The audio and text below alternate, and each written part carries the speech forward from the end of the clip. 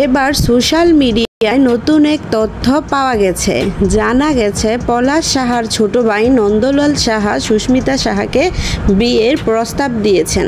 হ্যাঁ ভিউয়ার্স, এমন এক তথ্য সোশ্যাল মিডিয়ায় ঘোরাঘুরি করছে। গত 2 মাস হয়েছে পলাশ সাহা এই পৃথিবীর মায়া ত্যাগ করেছেন।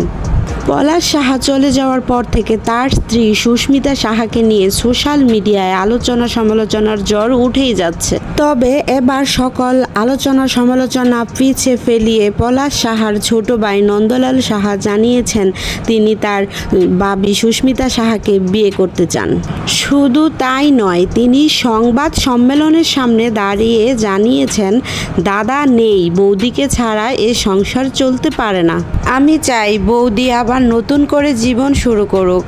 আমি স্নেহ, সম্মান ও ভরসা দিয়ে বৌদিকে আবার নতুন করে ঘরে তুলব।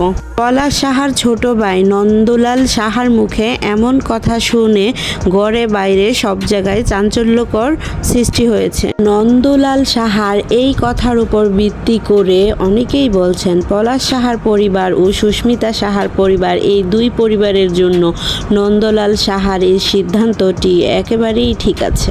তবে কেউ কেউ নন্দলাল সাহার এই সিদ্ধান্তটিকে সমাজ বিরোধী ও অশুভ বলে মনে করছেন।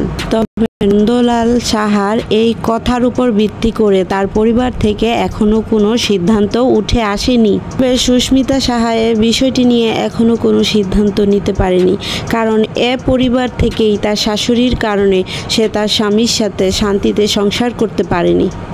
সে কি আবারও এই অশান্তিতে তার শাশুড়ির সাথে সংসার করতে ঢুকবেন? শুধু তাই নয়, পলাশ সাহার মা সুস্মিতা সাহাকে কি আবারও এ বাড়ির বউ হিসাবে মেনে নেবেন, সেটাও দেখার বিষয়।